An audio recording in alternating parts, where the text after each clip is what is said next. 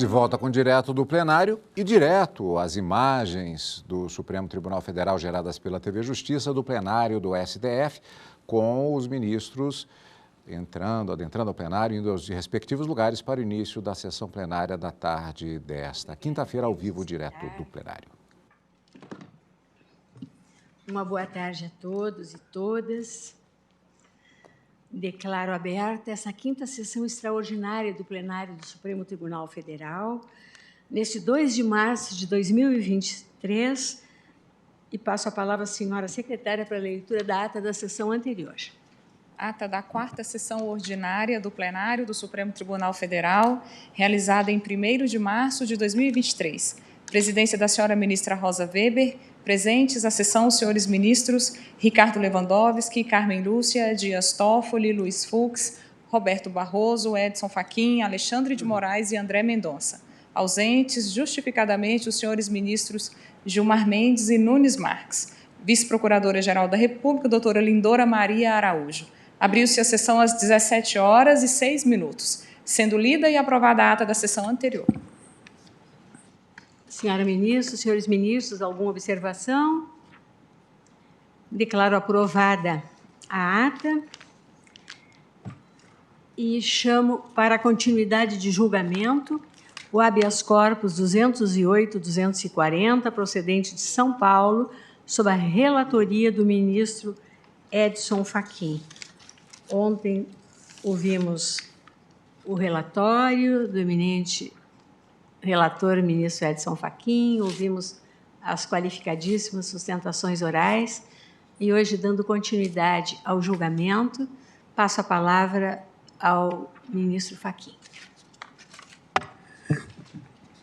Senhora Presidente, cumprimento Vossa Excelência, cumprimento também a senhora ministra Carmen Lúcia, os eminentes pares que se encontram aqui presentes e também o acompanhamento virtual.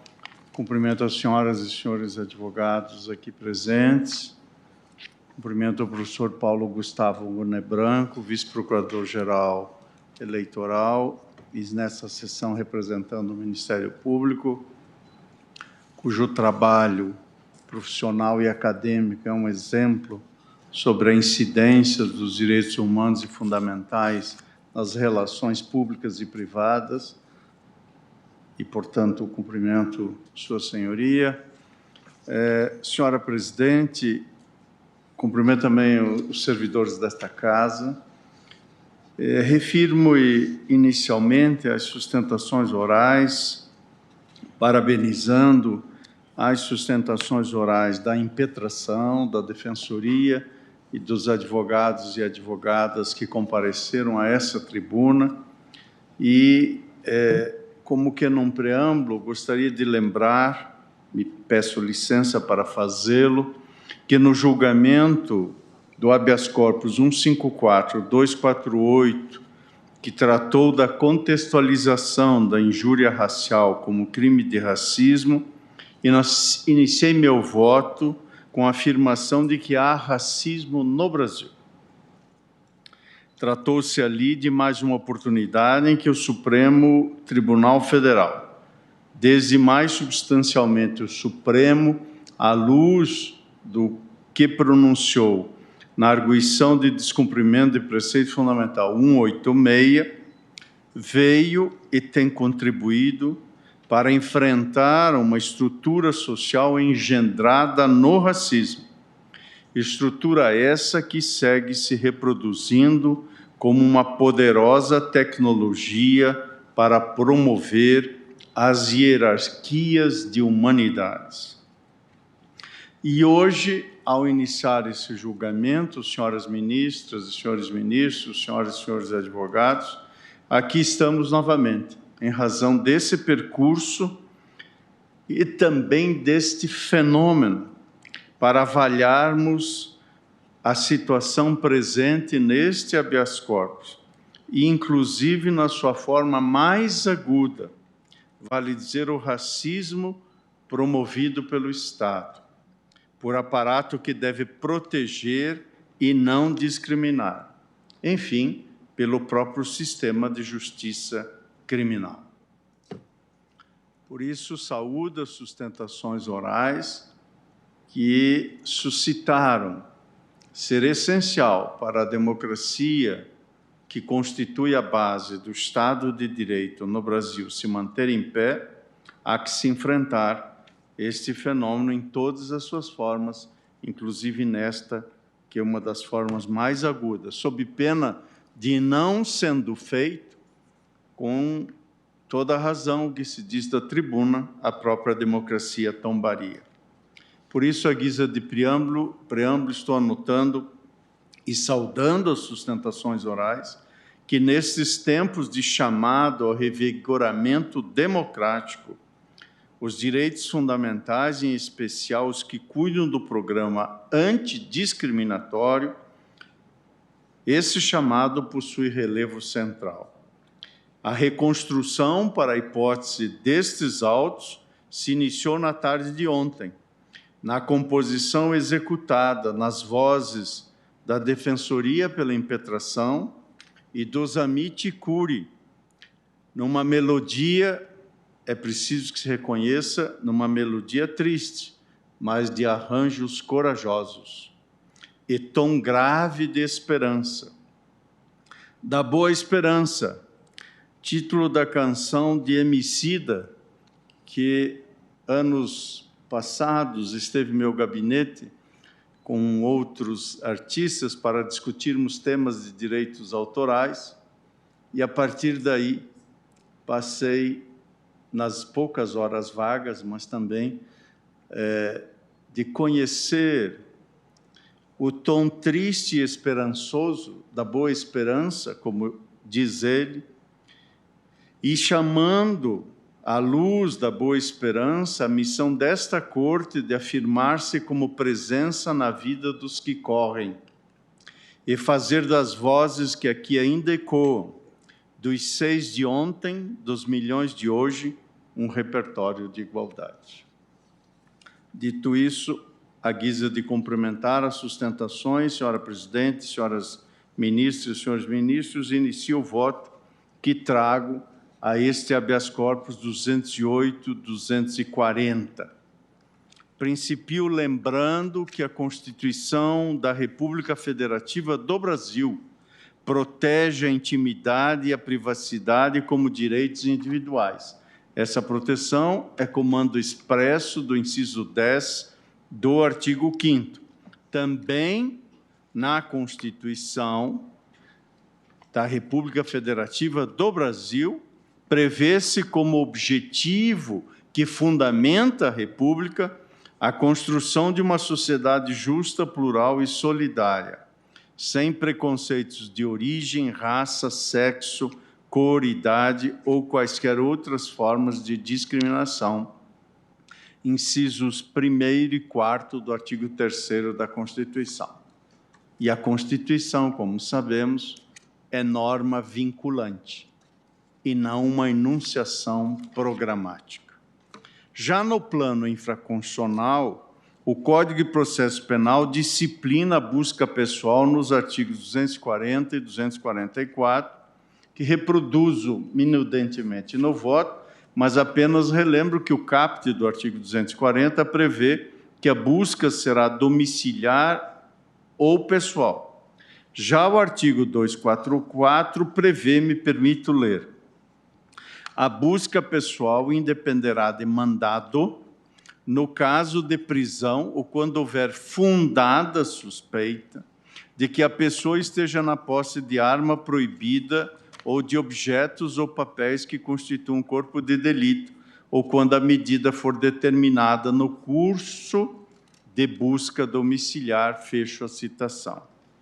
Assim, em atenção às garantias individuais de intimidade e privacidade, a legislação processual penal reclama para a busca pessoal sem ordem judicial a presença de fundada suspeita de que a pessoa a ser abordada esteja, na dicção da lei, na posse de arma proibida ou de objetos ou papéis que constituam um corpo de delito. A fundada suspeita, portanto, representa justa causa necessária para a implementação de medida de natureza cautelar. Em termos de padrão, de estándar probatório, consoante a jurisprudência deste Supremo Tribunal Federal e também do Superior Tribunal de Justiça, a justa causa para a busca pessoal deve estar fundada em elementos objetivos e concretos. Por isso, não satisfaz a exigência legal o conjunto de parâmetros demasiadamente subjetivos ou não constatáveis de maneira nítida e precisa. O que significa que não se pode admitir a busca pessoal com base em critérios que não tenham base legal e nem poderiam ter base legal critérios como raça, cor da pele, aparência física e qualquer outro critério que não possua uma dimensão racional e sistemática conforme a Constituição. Nesse sentido, este Supremo Tribunal Federal, num precedente que me permite citar da lavra do ministro Ilmar Galvão, manifestou que a fundada suspeita prevista no artigo 244 desse Código de Processo Penal não pode fundar-se em parâmetros unicamente subjetivos, exigindo elementos concretos que indiquem a necessidade da revista em face do constrangimento que esta atitude causa.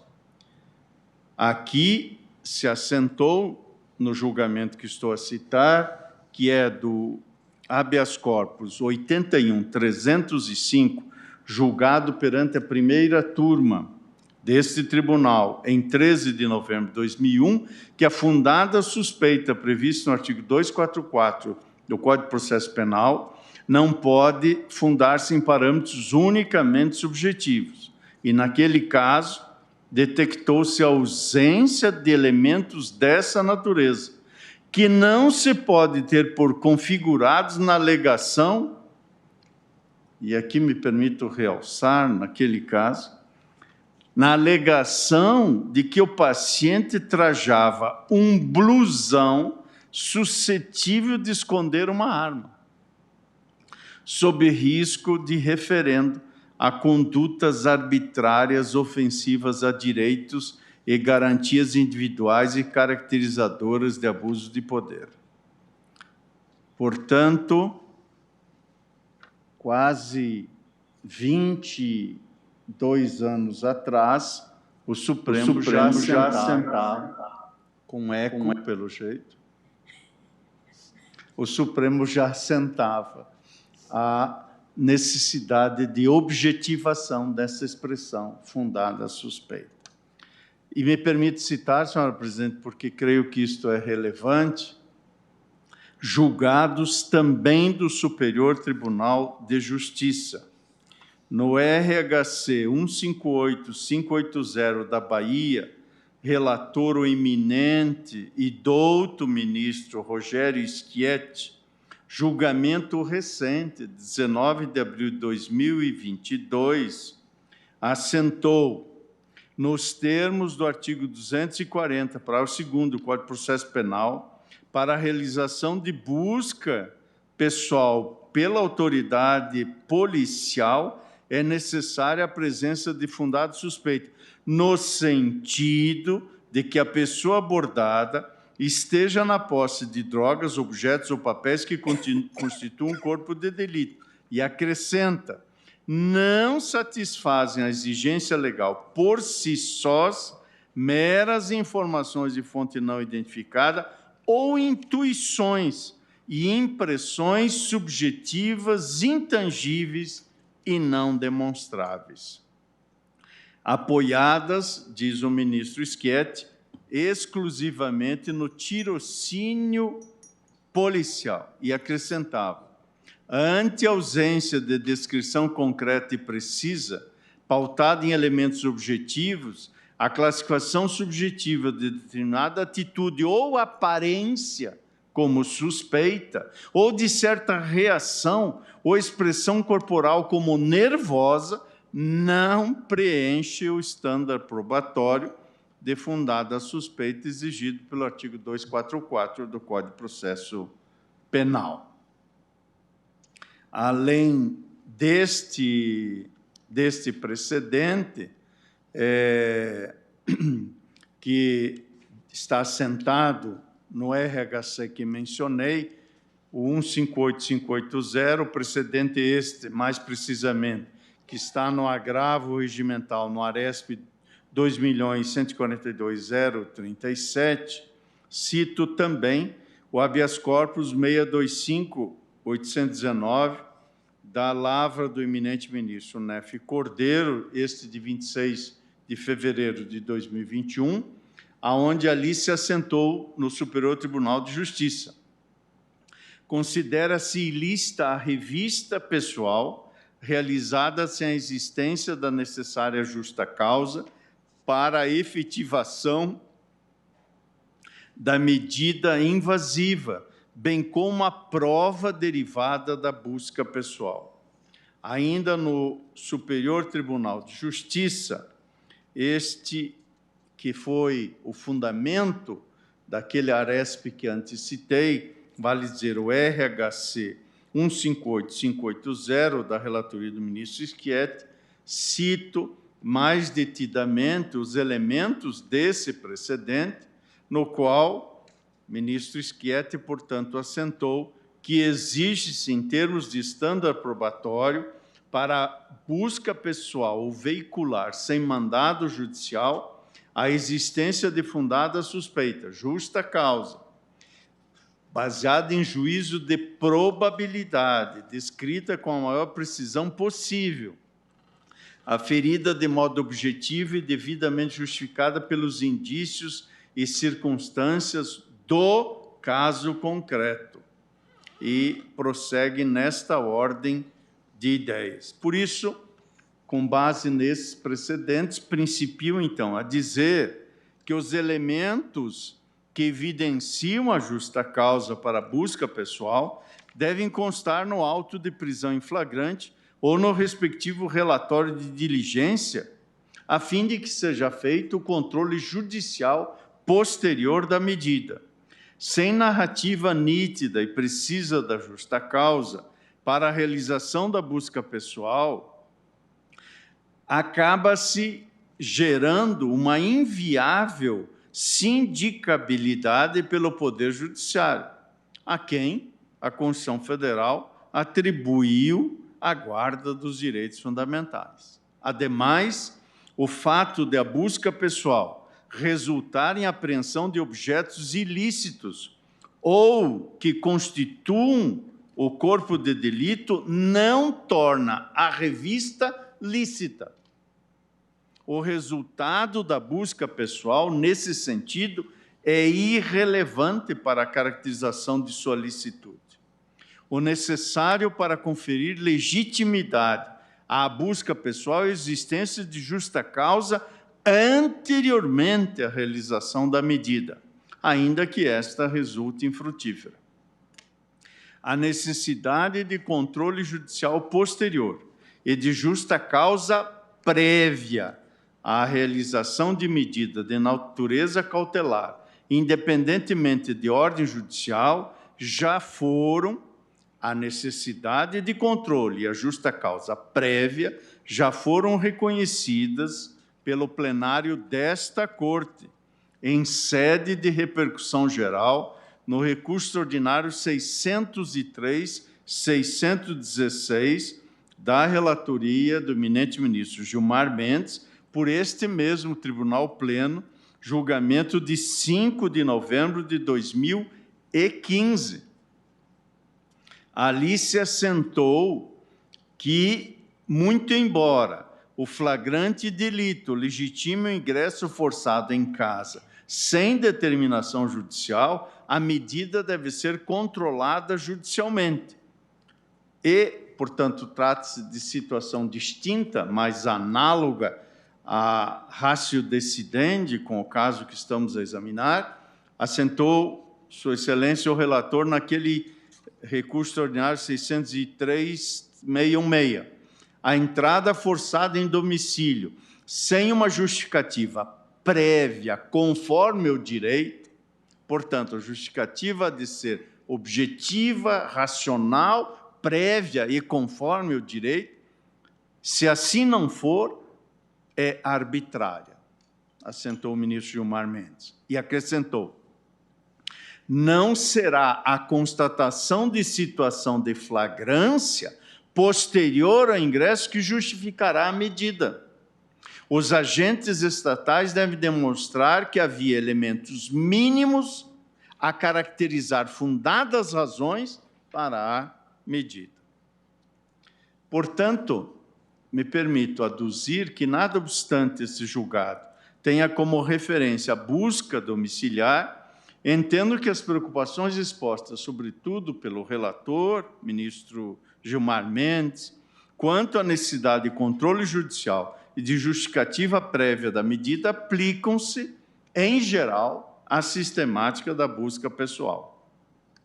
E ainda, com relação à justa causa na busca pessoal, independentemente de mandado judicial, registro que essa está condicionada pelo texto legal ao fato de que a pessoa esteja na posse de arma proibida ou de objetos ou papéis que constituam um corpo de delito.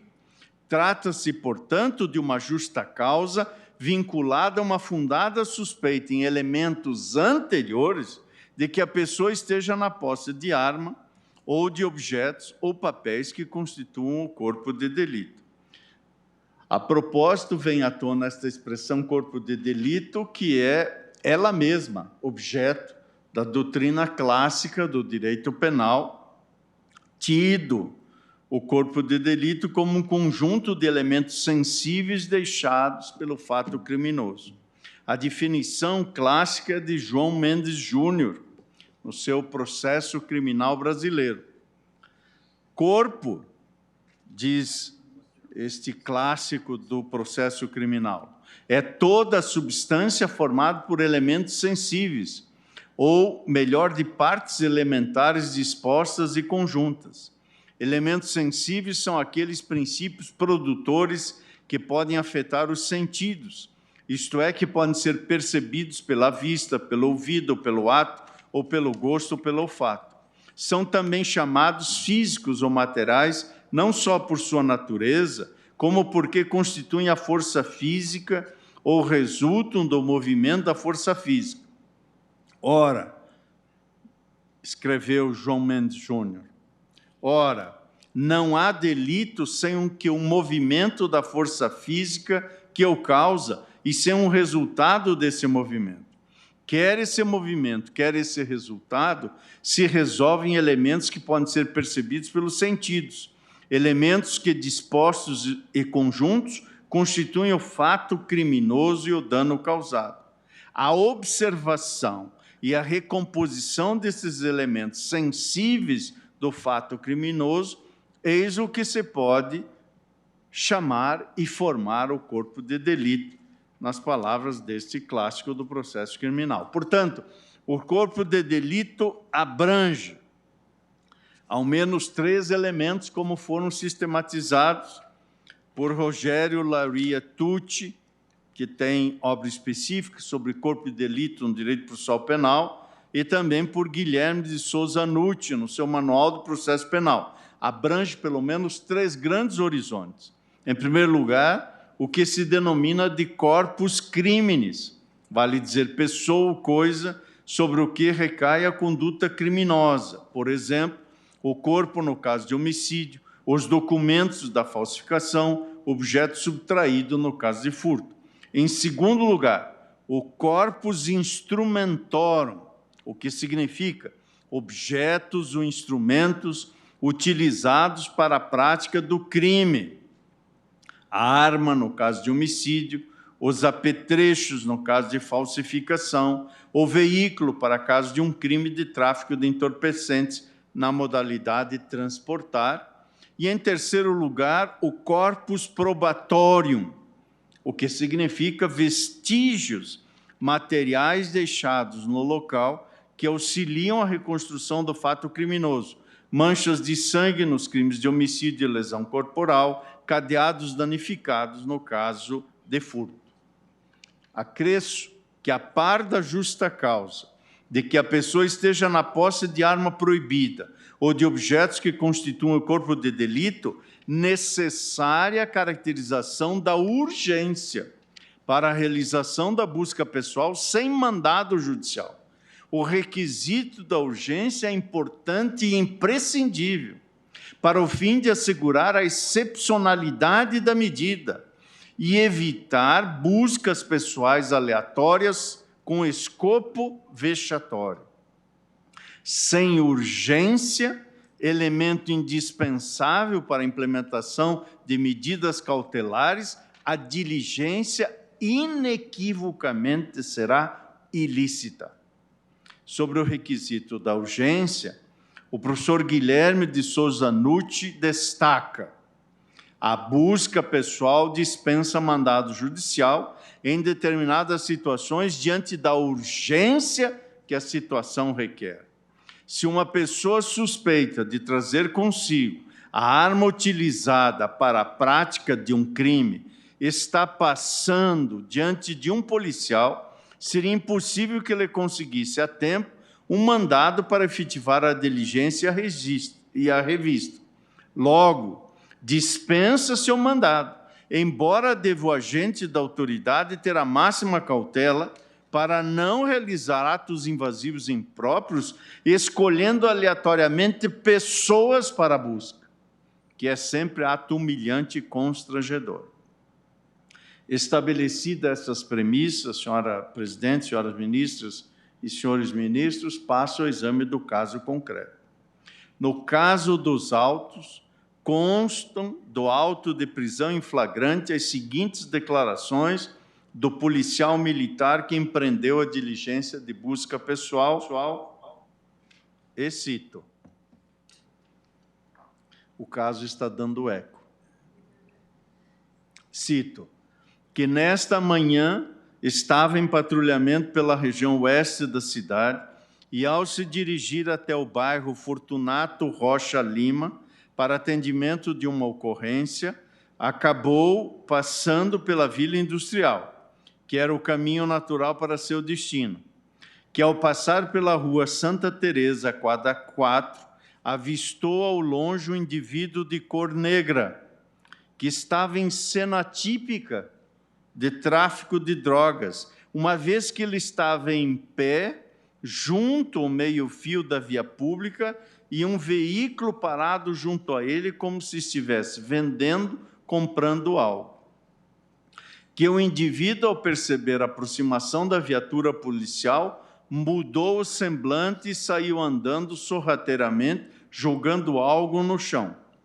Que o veículo que estava parado teve marcha iniciada repentinamente e o motorista saiu do local, podendo afirmar que era um veículo de cor clara, uma vez que fixou sua atenção no indivíduo, até porque aquele local é conhecido como ponto de tráfico de drogas e ainda nesta data, durante a madrugada, ainda pela manhã, houve a prisão de vários indivíduos traficando drogas naquele local, que acabou abordando o indivíduo e o reconheceu por sempre estar naquela localidade, sabendo que é um participante em crimes de tráfico naquele local, que em revista pessoal acabou localizando 5 pinos de cocaína que estavam no bolso da calça de moletom, sendo que no outro bolso da mesma vestimenta estavam R$80. Que pôde observar que no chão próximo havia vários pinos idênticos aos encontrados com o indivíduo, só que com a queda no chão os mesmos acabaram se abrindo e vazando seu conteúdo, impossibilitando o recolhimento do conteúdo por ser um pó muito fino e em quantidade que é impossível a arrecadação, que em seguida conduziu o investigado até este plantão judicial. Fecho esta reprodução. E digo, em sentido muito próximo, foram as declarações do segundo policial que acompanhou a busca pessoal, esta já na página 32. Leio: que nesta manhã estava em companhia de seu colega de farda, e se dirigiram ao bairro Fortunato Rocha Lima para atender uma ocorrência, que no caminho passaram pela Vila Industrial por um conhecido ponto de tráfico de drogas, até porque era o caminho que tinham que fazer. Que ao se aproximarem da Rua Santa Teresa, viram um indivíduo negro que servia algum usuário de droga em um carro de cor clara. Que o indivíduo, ao ver a aproximação da viatura policial, saiu andando sorrateiramente e arremessou algo no chão. Isto enquanto o motorista do carro saía do local rapidamente. Que o indivíduo foi abordado e, quando revistado, foram localizados no bolso de sua calça de moletom 5 pinos de cocaína e no outro bolso R$80. Que no chão viu que haviam vários pinos de cocaína abertos e esparramados seu conteúdo e era os objetos, estou lendo literalmente, e era os objetos que o indivíduo havia arremessado ao solo quando da aproximação da equipe policial, que não deu para recolher o pó caído no chão por serem finos e pouca quantidade, que o indivíduo é sempre visto naquele local em atitude suspeita. Fecho aspas da citação. Entendo dessa leitura que o contexto fático apresentado pelos policiais para a abordagem era o seguinte: um indivíduo negro no meio-fio, perto do meio-fio, em pé ou sentado no meio-fio, e um carro de cor clara próximo. Os policiais também mencionam que os indivíduos aparentavam comprar e vender algo, mas não esclarece o que seria esse algo. Com base nisso, decidiram se aproximar. Em seguida, descrevem que o carro saiu do local e que o indivíduo saiu andando do local, como anotaram, sorrateiramente, e que teria arremessado algo, sem novamente dizerem o que seria esse algo. Realizada a busca pessoal nesse último, foram encontradas substâncias entorpecentes. Volto à circunstância de que 2 pontos merecem destaque para o exame da justa causa. A primeira circunstância narrada pelos 2 policiais foi a cor da pele, a saber, negra. Inicialmente, poderia-se supor que essa seria uma mera descrição física do indivíduo a ser abordado. Mas não. Nada mais foi acrescentado. Não se menciona, por exemplo, altura, alto, baixo, composição corporal ou qualquer outra característica. Vale dizer, pelo que se extrai do auto de prisão em flagrante, a cor da pele foi o que primeiro despertou a atenção dos policiais. Em segundo lugar, a situação narrada. Um indivíduo sentado no meio-fio, enfim, ao lado do meio-fio, e um carro próximo, não revela por si só nem uma coisa, nem outra, justa causa para a abordagem. É certo que os policiais mencionam que a cena parecia mercancia de algo. Contudo, esse fato é uma mera suspeição, sem nenhum outro elemento objetivo e concreto, tanto que não souberam esclarecer qual seria o objeto de compra e venda. Acrescentam que os policiais estavam a uma certa distância da cena, uma vez que a identificação do indivíduo como alguém, entre aspas, conhecido, fecha aspas, por ele, somente se deu após a abordagem. Parte dessas observações estão no merecedor de enaltecimento, no voto vencido do ilustre ministro Sebastião Reis Júnior no Superior Tribunal de Justiça. E os votos vencidos são importantes, até mesmo para elucidar a maioria que se formou e, no exame, contrastar os argumentos e verificar, sempre com a devida deferência, a prevalência de um caminho ou de outro. E Sua Excelência, o ministro Sebastião Reis Júnior, assentou, cito abrindo aspas, em primeiro lugar, Não vejo o uso da expressão cor negra pelos 2 policiais responsáveis pela prisão como uma mera descrição da pessoa envolvida, já que nenhuma outra característica, peso, cabelo, roupa, etc., foi objeto de qualquer referência. Em segundo lugar, a expressão cor negra foi usada pelos 2 policiais. E nenhuma outra circunstância relevante foi considerada para justificar a revista pessoal. Não vejo como considerar o fato de o paciente estar em pé, parado ao lado de um carro, como suficiente para que o mesmo fosse abordado e revistado pela polícia. Ainda mais se considerarmos que a cena foi vista, segundo o depoimento de um dos policiais, de longe. De se destacar que só depois da abordagem é que os policiais identificaram o paciente como alguém que habitualmente estava naquela região vendendo drogas.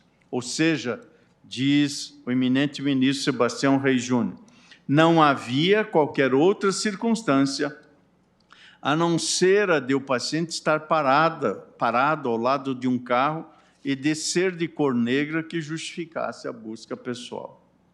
Não vejo como não compreender que a busca só se deu em razão da cor do paciente. O senso comum me permite chegar a esta conclusão, até porque, diz o ministro Sebastião Reis Júnior, certamente, se essa cena ocorresse nos jardins, os policiais não teriam se aproximado e abordado o paciente, fecho aspas, da citação que faço do voto vencido de Sua Excelência. Esta questão é tratada num estudo merecedor de destaque, denominado A Etiqueta do Crime, de Sandro César Ciel, sobre como a aparência física e a camada social podem influir na análise de um mesmo contexto fático. Escreve o autor que acabo de mencionar, e cito a fonte no voto. Diz ele, imaginemos uma mulher que tenta sair de uma joalheria com um carro e não pago. Imaginemos uma mulher que tenta sair de uma joalheria com um caro e não pago, caro, aqui apenas com R, é o preço, é um juízo de valor, e não paga o bracelete quando é barrada pelos seguranças. Se essa aparente tentativa de subtração à coisa alheia móvel, ou seja, preceito do artigo 155 do Código Penal, será tomada como crime, seria compreensível de cleptomania ou mera distração. Vai depender menos dos detalhes da conduta tentada do que do perfil da apontada infratora. A tese da distração cai bem, por exemplo, se a suposta tentativa fosse realizada por uma cliente habitual da joalheria. Assim como a tese da cleptomania se adequaria perfeitamente se a acusada fosse uma famosa atriz de novela, diz Sandro César Ciel. Já para uma empregada da loja, a única tese, ele cita entre aspas, compatível com a realidade das coisas, é a de tentativa de furto puro e simples. A conduta é a mesma, a ausência de provas também. Só o que variará neste caso são as suposições socialmente consideradas adequadas ao caso, e a fonte é o Ius Navigandi, de 17 de agosto de 2007. Tratar, portanto, das atividades policiais, sem situar o fenômeno da racialização dos grupos sociais na análise, é desencontrar questões cruciais para a compreensão da igualdade na nossa sociedade. Não por outra razão que a Convenção Internacional sobre a Eliminação de Todas as Formas de Discriminação Racial, aprovada pela Assembleia Geral das Nações Unidas em 7 de março de 1966, e, portanto, instituído ali o dia 21 de março, 21 de março que se aproxima. 21 de março celebra-se, a partir desta aprovação pela Assembleia Geral da ONU, o Dia Internacional para a Eliminação da Discriminação Racial. Coincidentemente, criada esta celebração para tornar memória viva o assassinato pela polícia de 69 pessoas na favela sul-africana de Sharpeville, que se manifestavam pacificamente contra leis do passe impostas então pelo regime do apartheid. Pela a linha A do artigo 5º da Convenção que acabo de mencionar, de 66, o Estado brasileiro comprometeu-se a proibir e a eliminar a discriminação racial em todas as suas formas e a garantir o direito de cada um à igualdade perante a lei, sem distinção de raça, cor ou de origem nacional ou étnica, principalmente no gozo dos seguintes direitos. E aqui está uma das alíneas importantes também, que é a B. Direito à segurança da pessoa ou à proteção do Estado contra a violência ou lesão corporal cometida, quer por funcionários de governo, quer por qualquer indivíduo, grupo ou instituição. No cenário das atividades policiais, positivamente têm as autoridades buscado cumprir com o compromisso de apurar as condutas tipificadas como crimes raciais.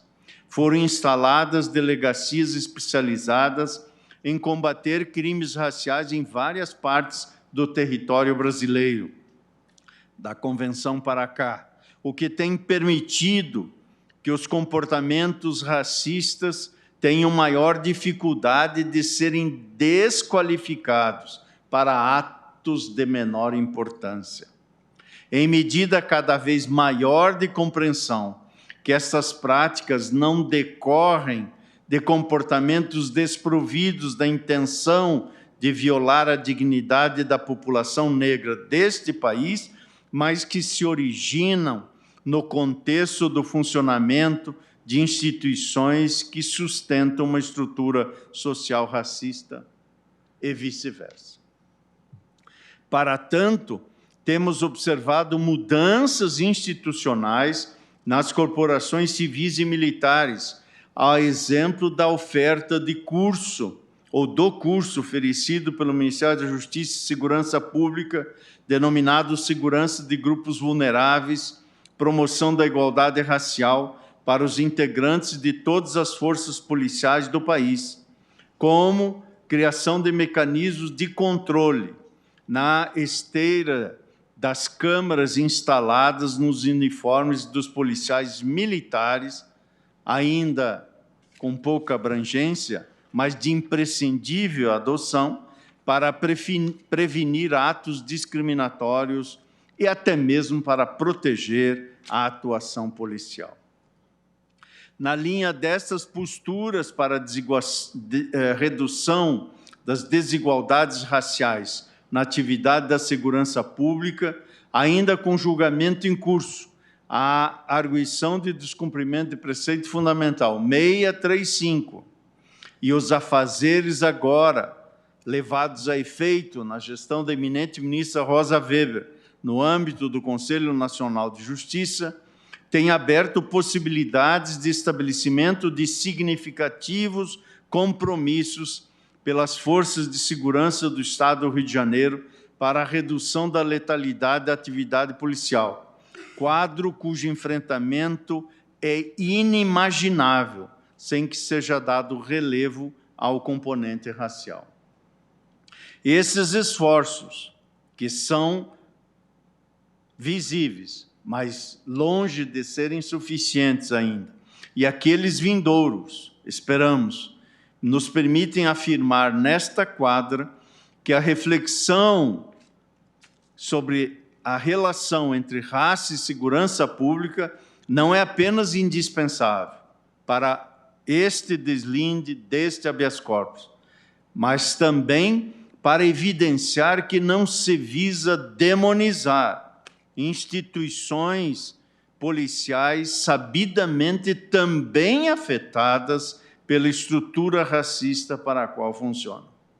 Não passa desapercebido que as mortes de policiais, por exemplo, também possuem recorte racial. Há um desafio que nos deve comprometer a todos, sociedade, sistema de justiça e forças policiais, a fim de obstar comportamentos que, consciente ou inconscientemente, atribuem às pessoas negras sentidos negativos decorrentes de estereótipos que as situam como sujeitos supostamente criminosos em decorrência da cor da pele. Não há crime e nem pode haver castigo pela cor da pele.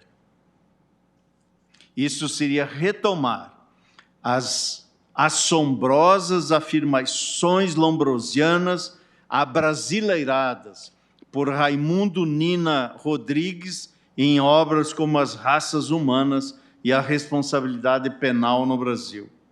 Apesar de me parecer ainda haver entulhos desse passado perverso, mesmo que nos distanciemos daquele período há quase um século.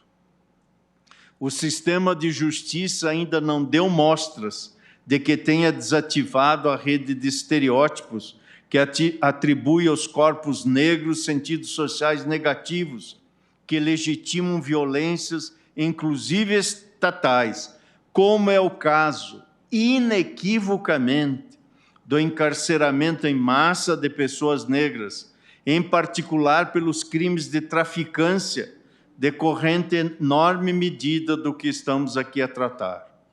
É preciso fazer o registro de que o elemento raça acaba sendo, nesse contexto perverso, utilizado para a distinção dos sujeitos vítimas da letalidade das atividades policiais. É passada a hora de o senso comum que impera ainda, de que pessoas negras são naturalmente voltadas para a criminalidade, para que, quando menos, e desde logo, esse contexto seja traduzido pelo Poder Judiciário como uma histórica e sistemática violação de direitos que tem sido normalizada pelas instituições de justiça a partir da legitimação de procedimentos que estariam a serviço da guerra do bem contra o mal. Isto, obviamente, entre aspas. Especialmente aquela travada na rua, em que os corpos negros são representados, graças às tecnologias do racismo, como suspeitos de provocarem o desassossego desta ordem normalizada como estabelecida.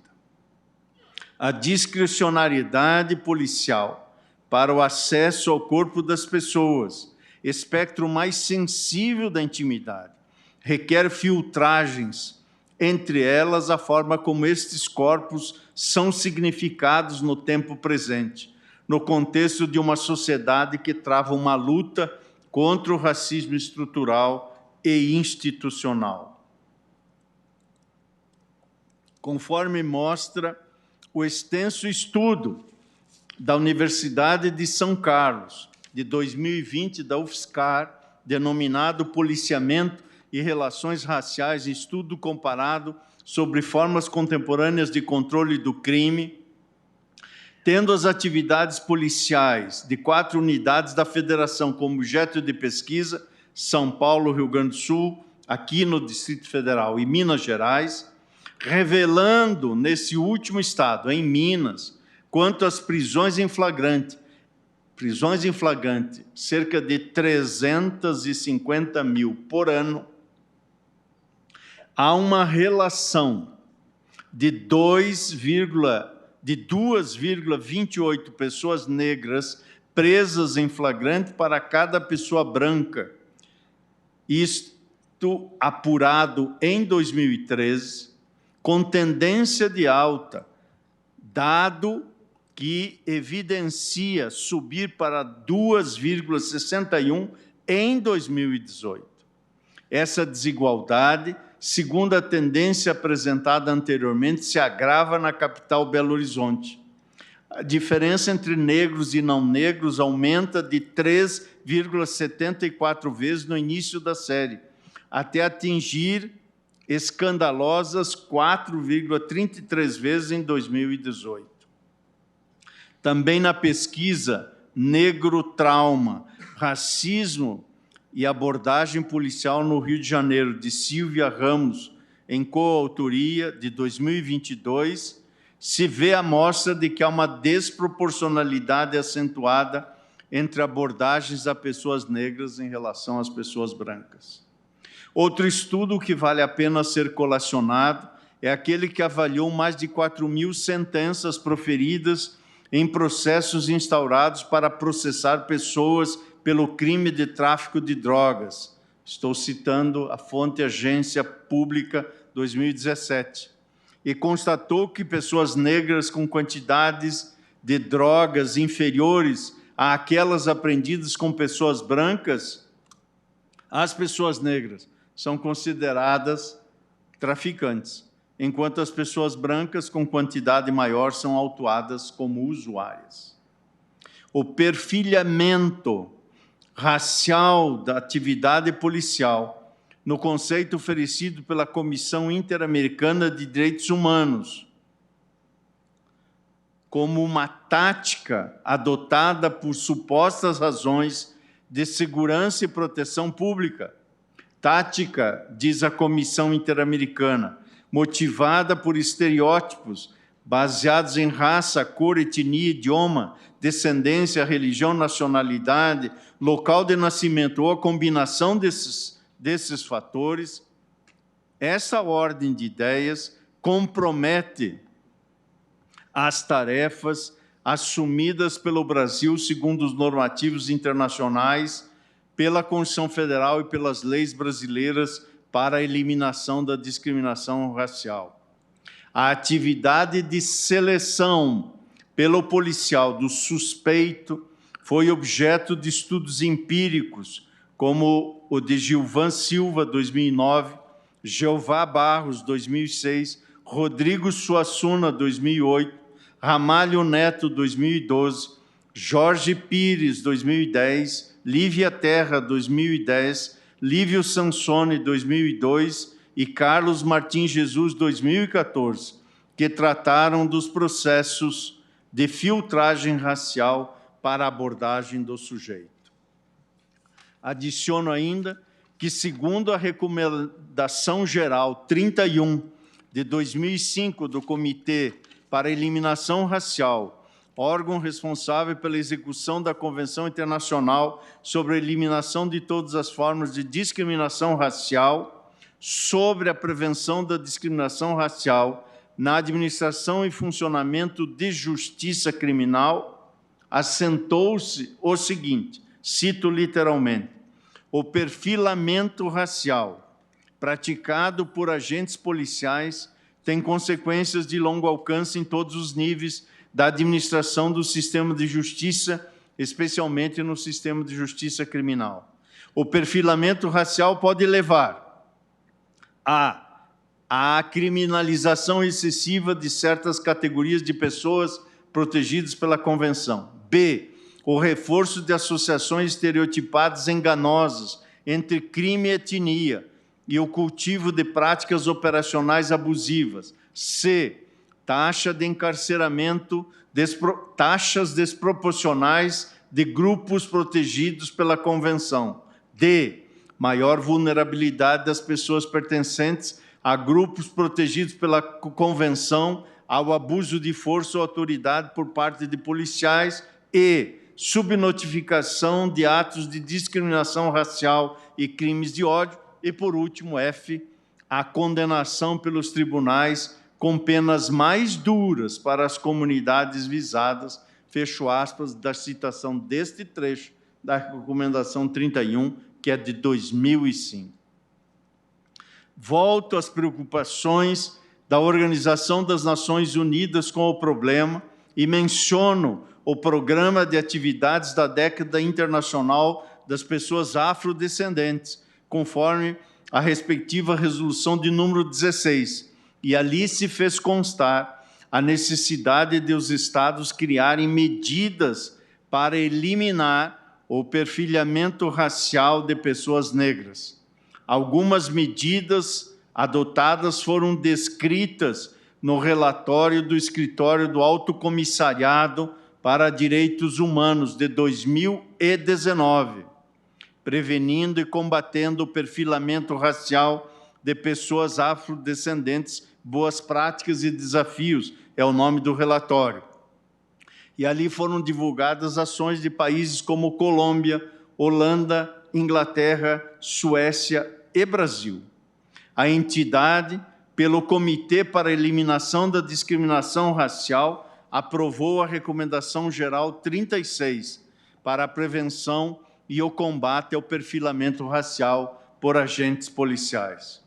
Ainda no plano da proteção internacional dos direitos humanos, a Corte Interamericana de Direitos Humanos se ocupou da questão no caso Acosta Martínez e outro versus Argentina, tendo sido reconhecido que as detenções foram arbitrárias por terem sido motivadas por estereótipos raciais negativos. Para a integração com esses movimentos antidiscriminatórios, entendo que, à luz da missão constitucional desse Supremo Tribunal Federal, se erige em dever dessa Suprema Corte reconhecer não apenas a ausência de justa causa, mas causa injusta, toda aquela que determina abordagem policiais a partir da cor da pele do autuado, configurando assim Estado que nulifica o meio da prova.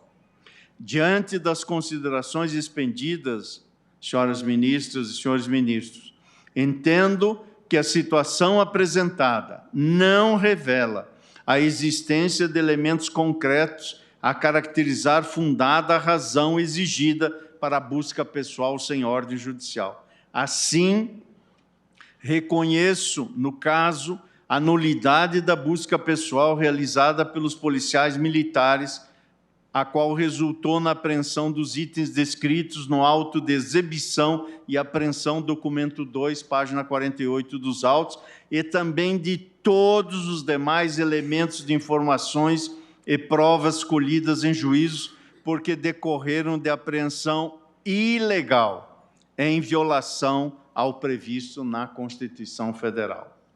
Com efeito, as provas derivadas da prova ilícita restam imprestáveis, em razão do que a doutrina denomina de teoria dos frutos da árvore envenenada, que é a tradução da literatura jurídica para o parágrafo 1º do artigo 157 do Código de Processo Penal. Assinalo nesse sentido que a hipótese dos autos não se inclui nas exceções de contaminação, quais sejam a inexistência de nexo de causalidade entre umas e outras, ou quando as provas derivadas puderem ser obtidas por fonte independente. Por outro lado, por não haver outros elementos de provas íntegros a amparar a persecutio crimes, vale dizer, o próprio processo penal, contra o ora paciente, o trancamento imediato da ação penal é medida imperativa. Com efeito, a jurisprudência desse tribunal é pacífica ao asseverar a possibilidade de excepcional trancamento da ação penal quando demonstrada a tipicidade da conduta ou ausência de indícios mínimos de autoria. E faço aqui uma citação para louvar a memória do ministro Teori Zavascki, relator do habeas corpus 124.711, julgado perante a segunda turma em 16 de dezembro de 2014. É o que ocorre no caso concreto. Ante o exposto, senhora presidente, senhora ministra, senhores ministros, não conheço do habeas corpus, mas conheço para o fim de conceder a ordem de ofício vale dizer, não conheço do habeas corpus na fundamentação como impetrado, mas concedo a ordem de ofício para declarar a nulidade da revista pessoal e dos demais atos processuais que delas advieram e determinar, por conseguinte, o trancamento da ação penal originária. Por fim, com o escopo de coibir o perfilamento racial em buscas policiais e por caber ao papel judiciário a assumir o seu papel constitucional nessa tarefa, proponho, como final desse julgamento, que se esteie nas seguintes diretrizes. Primeira, a busca pessoal, independente de mandado judicial, deve estar fundada em elementos concretos e objetivos de que a pessoa esteja na posse de arma proibida ou de objetos ou papéis que constituam um corpo de delito, não sendo lícita a realização da medida com base na raça, cor da pele ou aparência física. Segunda, a busca pessoal sem mandado judicial reclama urgência, para a qual não se possa aguardar uma ordem judicial. Terceiro, os requisitos para a busca pessoal devem estar presentes anteriormente à realização do ato e devem ser justificados pelo executor da medida para ulterior controle do Poder Judiciário. E ainda que se trate de habeas corpus, senhoras ministras, senhores ministros, senhora presidente, não me parece que esta fixação seja estranha em matéria de writ ou de impetração. Estou aqui seguindo o exemplo do eminente ministro Alexandre de Moraes, no habeas corpus 176-473, julgado em 27 de abril de 2020. E, por isso, em sendo esta a compreensão majoritária desse tribunal, voto no sentido de que se comunique com urgência e pelo meio mais expedito ao juiz da causa, a quem incumbirá o imediato implemento desta decisão. Comunique-se também o Tribunal de Justiça do Estado de São Paulo e o Superior Tribunal de Justiça, encaminhando-lhes cópia da presente decisão, se assim for a compreensão majoritária do colegiado, para a devida ciência. É como voto, presidente. Muito obrigada, ministro Fachin.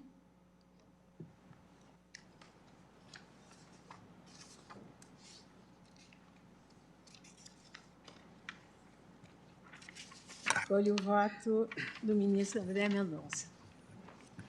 É possível, ministro André? Talvez passemos um pouquinho, ministro presidente. Acho que... Vamos dar continuidade, então. Vossa Excelência está com a palavra.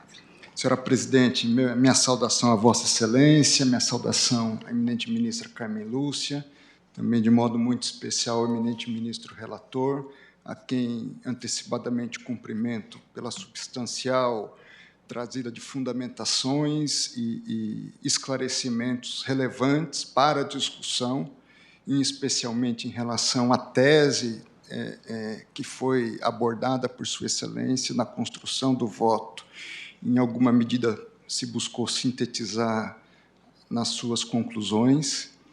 Também demais ministros, senhor vice-procurador-geral eleitoral, senhores advogados e advogadas, todos aqueles que nos acompanham, meus cumprimentos também aos nobres advogados pelas sustentações orais ontem trazidas por suas excelências, por suas senhorias, e me permita, senhora presidente, eminentes pares, iniciar, logicamente, valendo-me de todo o relato já trazido pelo ministro Edson Fachin, destacar a importância de toda a discussão que envolve a questão do perfilamento racial, que é essa atitude generalizada de, em alguma medida ou em muita medida, se estereotipar um determinado grupo social como criminoso ou como praticante de determinadas condutas. Isso, sem dúvida nenhuma, é inaceitável,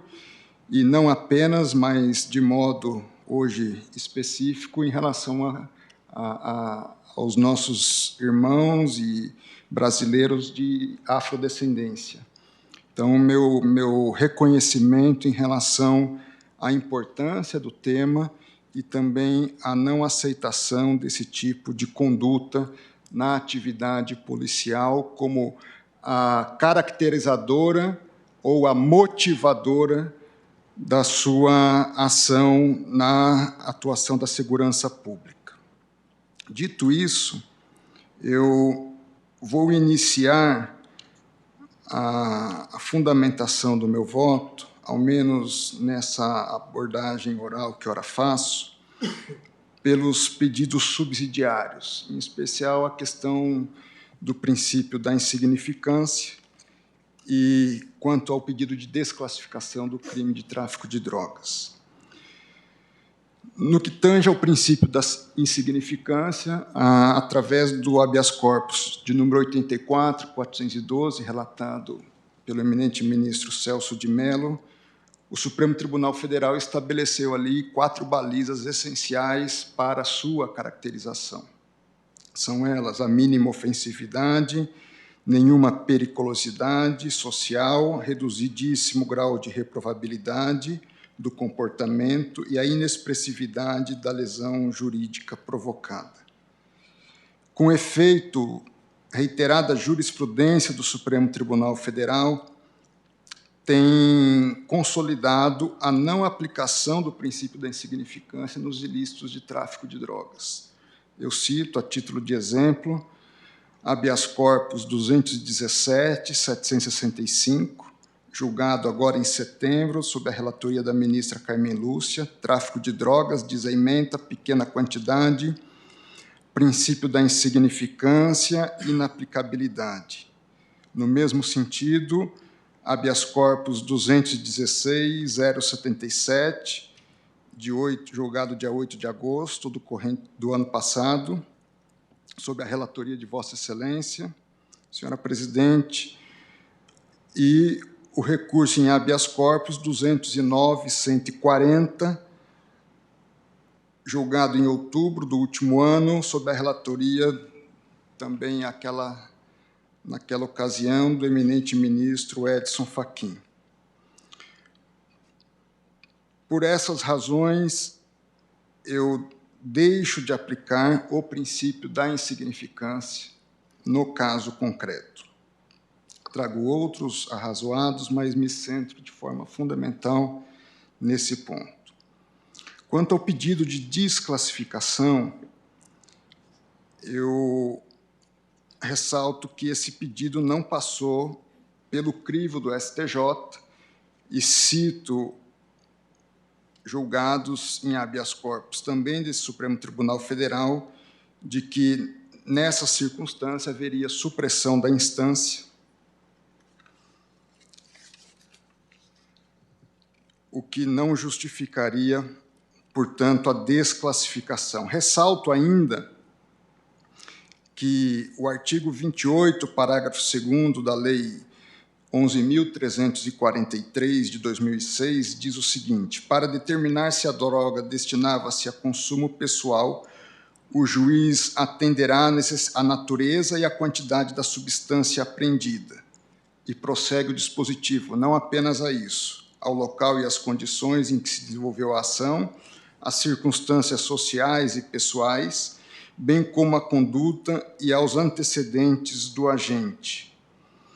Anoto que avaliar essa questão também demandaria revolvimento da análise fático-probatória, o que não é o caso, e cito, nesse sentido, o habeas corpus 200.881, da relatoria do eminente ministro Nunes Marques, onde se diz, para o acolhimento do pleito da desclassificação do crime do tráfico de drogas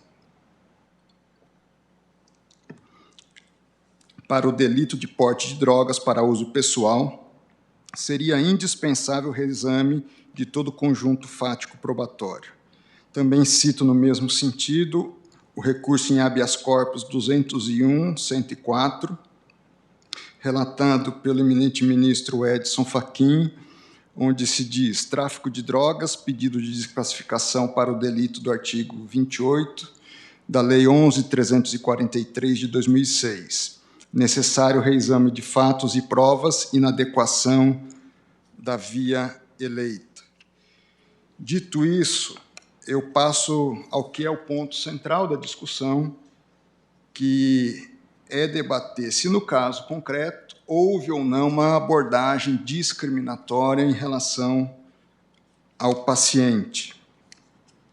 Eu tenho o hábito de pesquisar a jurisprudência do Tribunal Europeu de Direitos Humanos sobre essa questão, e no segundo semestre do último ano, há poucos precedentes, pela pesquisa que fiz, acho que, salvo engano, esses são os únicos 2 precedentes julgados numa mesma data.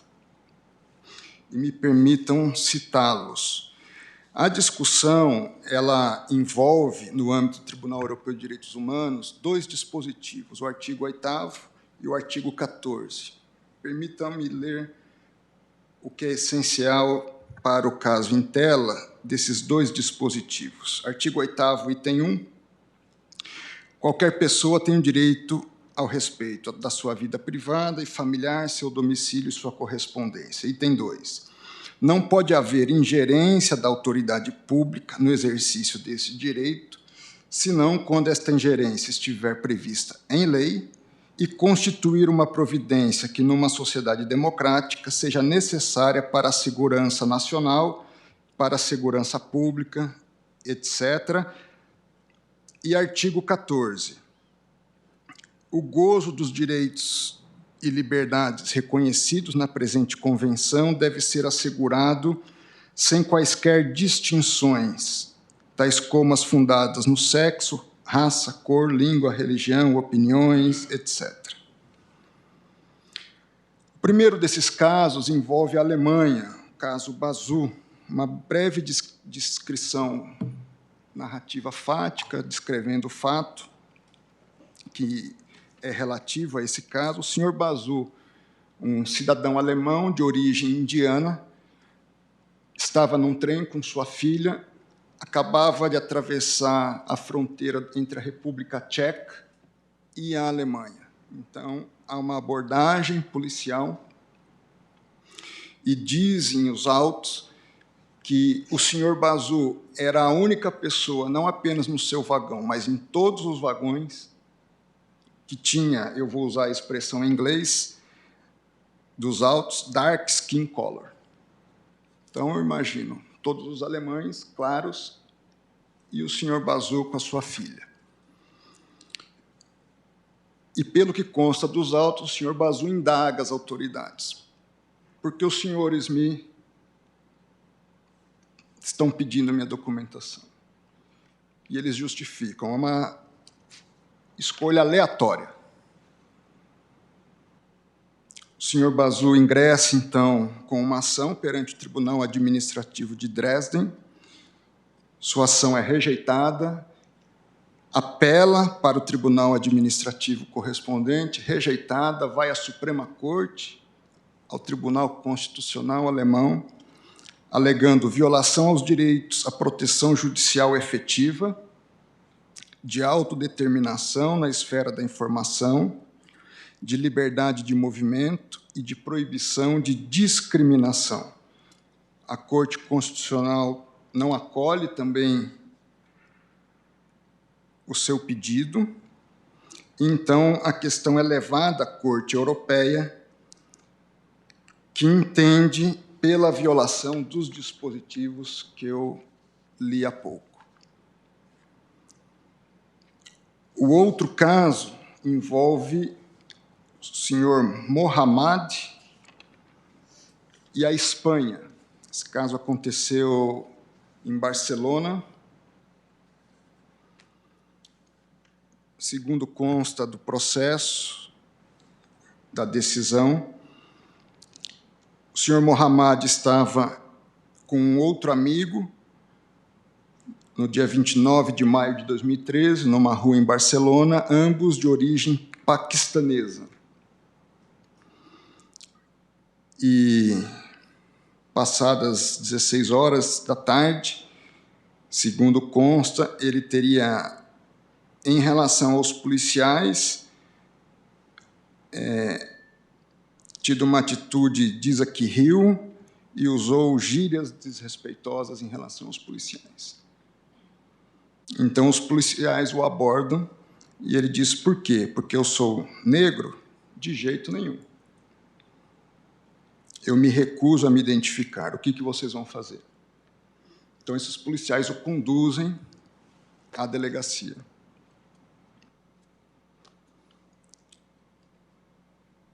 E, nesse caso, nada é encontrado.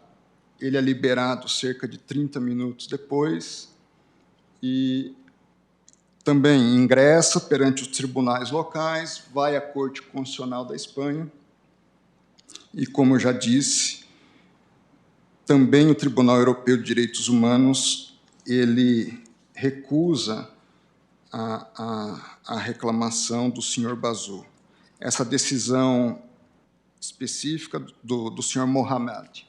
Essa decisão específica do senhor Mohamed foi por 4-3, então houve ali uma divisão de entendimentos.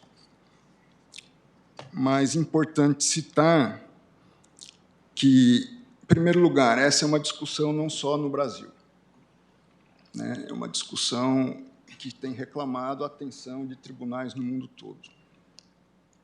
Em segundo lugar, acho que haveria uma consensualidade da inadequação e com os consectários decorrentes de comportamentos que indicassem ou que indiquem a questão do perfilamento racial. Questão que se põe no caso concreto, e aí eu me detenho à análise agora do habeas corpus, é verificar se, no caso concreto, nós temos um indicativo numa direção ou noutra direção. Eu, lendo e recomendo a leitura de ambas as decisões, até entendo que, mesmo no caso do senhor Bazou, o tribunal poderia ter sido mais contundente, o próprio Tribunal Europeu de Direitos Humanos, porque ele não chegou a enfrentar a questão meritória na sua substância. Ele disse que a Alemanha ela deveria ter feito uma investigação mais apropriada ou efetiva do eventual perfilamento, atitude discriminatória no caso concreto. E como não fez, em função da omissão, se condenou a Alemanha. Pela descrição fática aqui, acho que foi muito mais do que isso.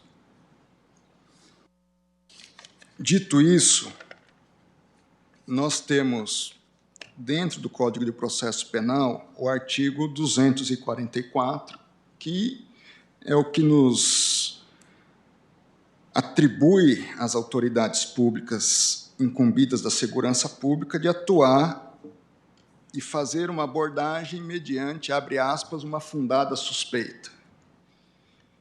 E aí cabe, e se cabe, em cada caso concreto, fazer uma definição se havia ou não havia essa fundada suspeita. O eminente ministro do STJ, ministro Sebastião Reis, que é dileto amigo, ele entendeu que era o caso de se reconhecer a nulidade de todo o procedimento em função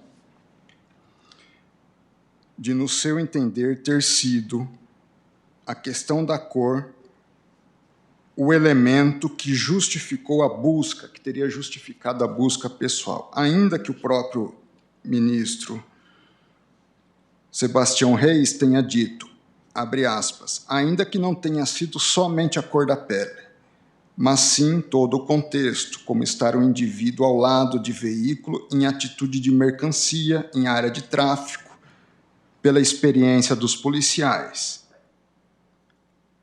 Porém, ao seu ver, a cor da pele foi o fator que primeiramente despertou a atenção do agente de segurança pública, o que não pode ser admitido. A grande questão é que essa fundada suspeita ela tem que ter, para sua caracterização, elementos o mais objetivos possíveis, ainda que alguma subjetivação seja em função de uma experiência pretérita, etc., possa ser considerada. Mas o mais objetivo possível e, como bem disse o eminente ministro Edson Fachin, que possa ser devidamente justificado.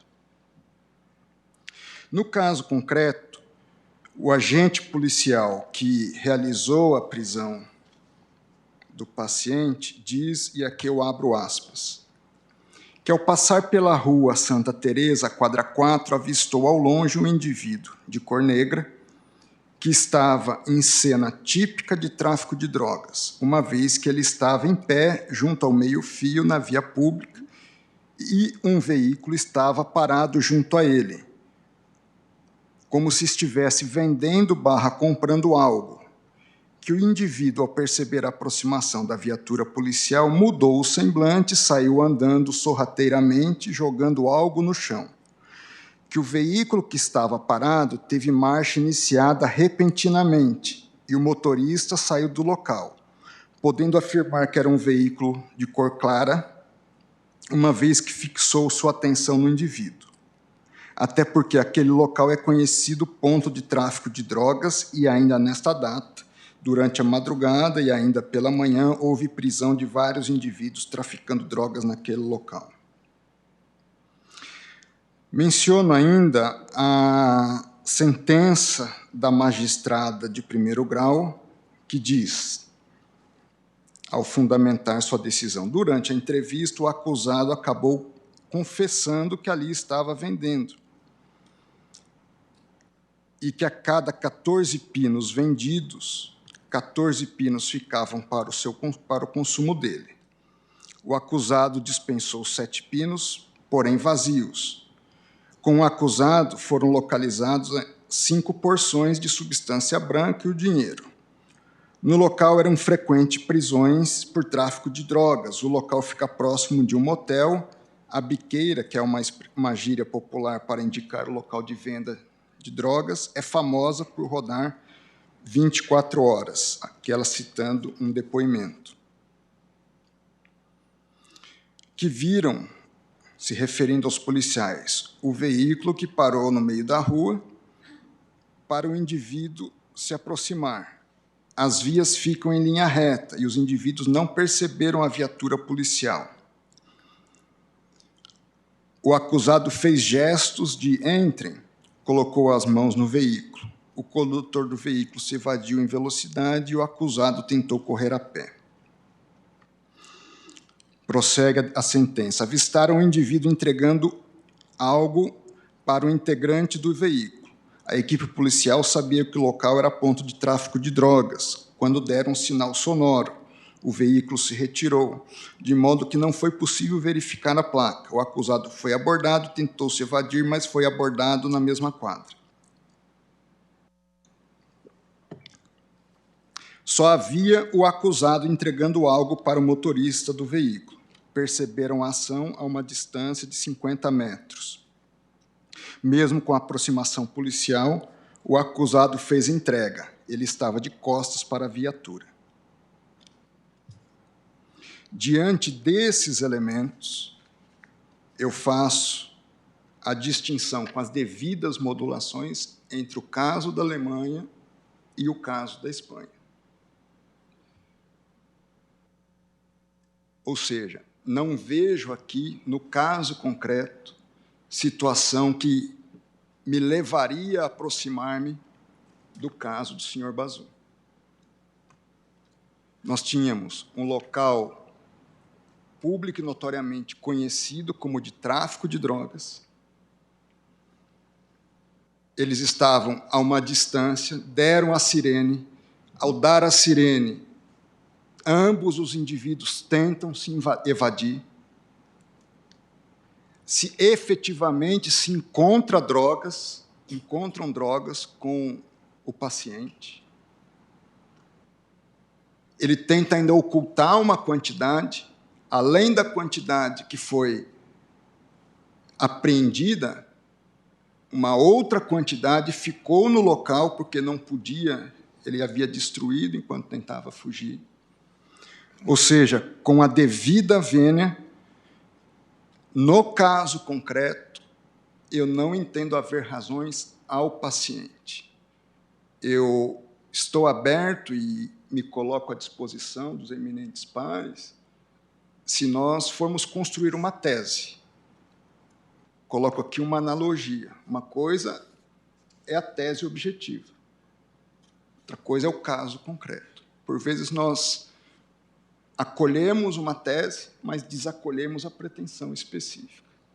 Entendo que o caso aqui, mutatis mutandis, como também, de certa forma, fez o eminente ministro Edson Fachin, ao considerar o caso concreto, mas também ao trazer elementos de objetivação da questão, elas vejam, sob a minha ótica, distinção entre o caso concreto e a tese discutida, que merece toda a defesa e todo o reconhecimento. Por essas razões, senhora presidente, eminentes pares, eu voto no sentido de denegar a ordem, repito, mantendo-me aberto a trabalharmos, eventualmente, se assim entender o colegiado, a questão de uma tese sobre a matéria. Obrigada, ministro André Mendonça.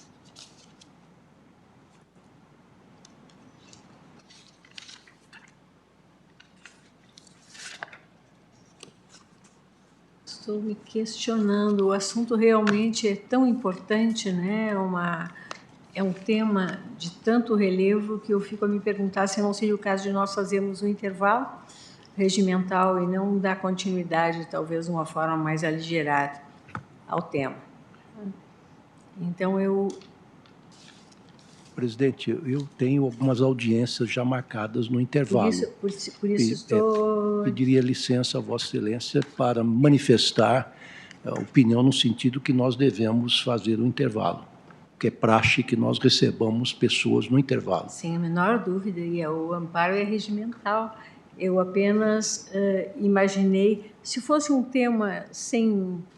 porque eu tinha imaginado tipo 16h30, porque nós estamos como evento, né, sobre o Seminário de Direito Internacional do Trabalho, e não gostaria de forma alguma de prejudicar o andamento dos nossos julgamentos, que são a nossa atividade precípua e mais importante, não há a menor dúvida.